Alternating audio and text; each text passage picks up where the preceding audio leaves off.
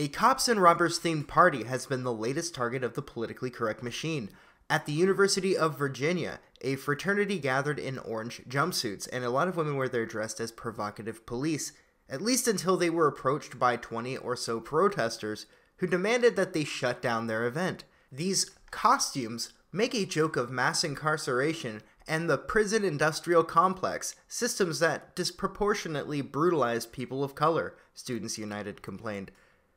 The predominantly white members of this fraternity get to take their costumes off at the end of the night. People trapped in the prison system do not. You mean people that committed crimes and felonies? The women wore sexy cop outfits, complete with hats and badges, and some inexplicably had teardrop tattoos drawn on their face.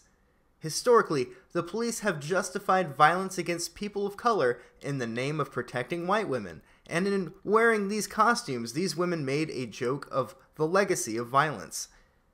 It is this kind of willful ignorance that allows white supremacy to continue. And then they continue on here. After a summer of terror and violence instigated by white supremacist groups in Charlottesville, it's at the very least disappointing that members of the UVA community would be so willing to make a joke of systems that kill and brutalize marginalized communities. You have gotta love the hyperbolic language. If you were to say Summer of Terror to anyone who has been following current events, they would likely think of Antifa violence, not a single white supremacist driving his car into another car, which hit protesters. Did you notice how they mentioned Summer of Violence and violence instigated by white supremacist groups? They're implying that the white supremacists instigated Antifa, and Antifa has been attacking people for over a year now. Antifa has actually lionized these white supremacists. Here's the full post of the UVA Students United if you want to pause the video and read the whole thing for yourself. I feel that it is necessary to recognize when organizations have spiraled into madness. Appeasing groups like this only gives them more power, and they will likely see the success in this tactic and try again.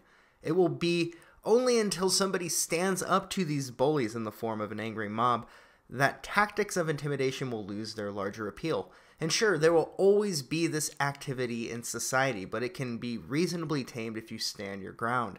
And let's be real, there's nothing racist about a cops and robbers party, and even if there was, people need to push their noses back into their own lives and find something more meaningful to do with their time besides gathering in groups and making loud demands at people. The problem with a lot of these emotional social justice activists is that they have a perceived truth about the world that overrules the facts that they see before their very eyes.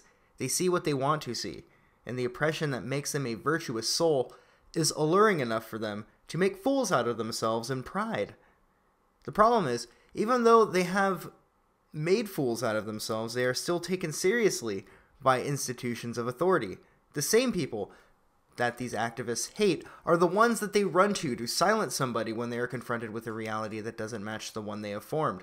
I can only hope that people like this, these moral arbiters, who seek to control what people are allowed to do and say, will one day see the error in their ways